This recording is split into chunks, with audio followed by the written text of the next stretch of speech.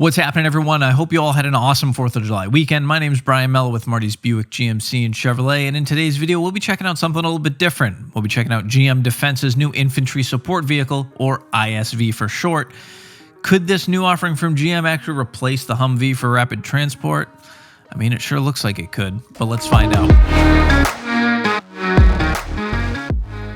Now, real quick, before we get started, if you're looking for the absolute best place to grab OEM parts for your GM car, truck, or SUV, be sure to check out my friends over at gmpartsdepartment.com. They make it super easy to find all the parts and accessories you need shipped right to your door. Just pick your vehicle or enter your VIN and start shopping for genuine GM parts today.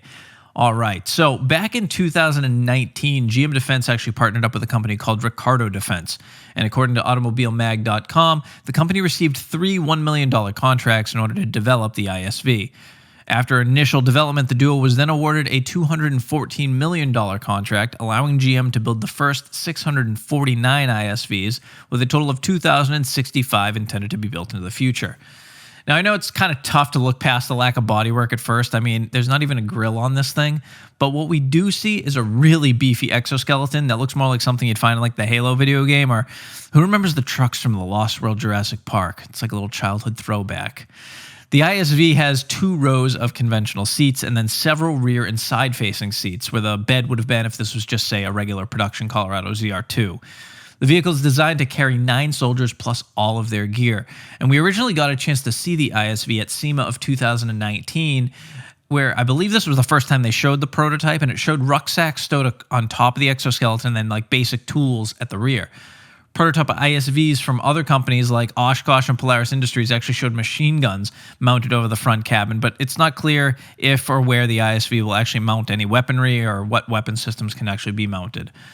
One of the biggest reasons, in my opinion, for the Army to adopt this platform would be the suspension system. I mean, the ZR2's Multimatic dual spool valve shocks are incredible, the front and rear lockers, and of course that's all going to carry over to the ISV, which will give the military vehicle both a soft, comfortable ride, but it's also going to give it the ability to absorb just about anything you throw at it when it goes off-road. And for those that don't know, the Army actually has a lot of requirements when it comes to their vehicles, and the ISV actually has to be able to carry its occupants at up to 60 miles per hour off-road. And then other design requirements include like the ability to fit inside a CH-47 Chinook helicopter, but also be light enough to be sling-loaded from a UH-60 Blackhawk helicopter. And I know that last bit might sound a little weird, but it actually translates roughly to the ability to be airlifted via cable or a hook beneath a Blackhawk chopper. Now, according to reports from Motor Trend, in order to keep the price low on the ISV, GM is relying heavily on off-the-shelf parts. So GM claims that 70% of the ISV's components are standard off-the-shelf parts from the Chevy Performance Parts catalog, as well as other places in the GM sphere. The ISV will be powered by the Colorado ZR2's 2.8-liter 4-cylinder turbo diesel engine matched up to a 6-speed automatic transmission. Personally, I love that baby Duramax, so this should be a great combination. Should work really well in my opinion. And GM Defense has actually renovated an existing GM building in Concord, North Carolina, and this building will be home to the ISV production team, which is good. Keep it in the U.S.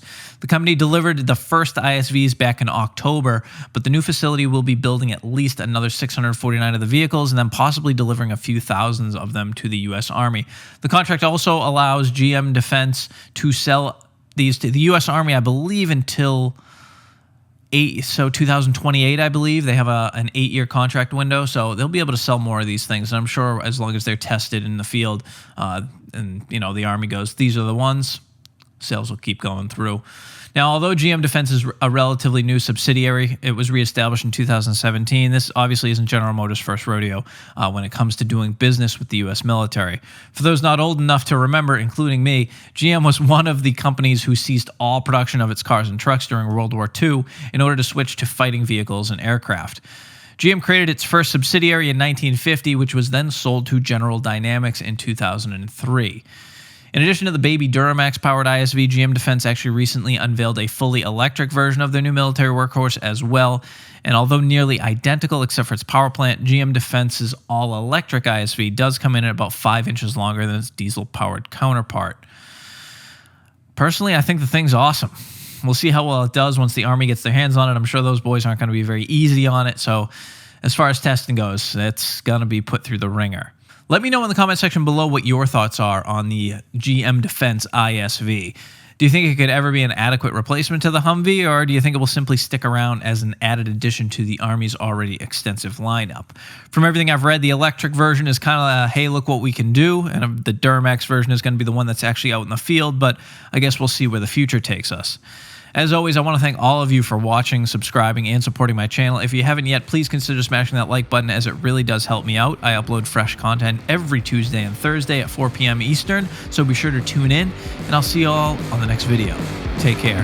Happy 4th.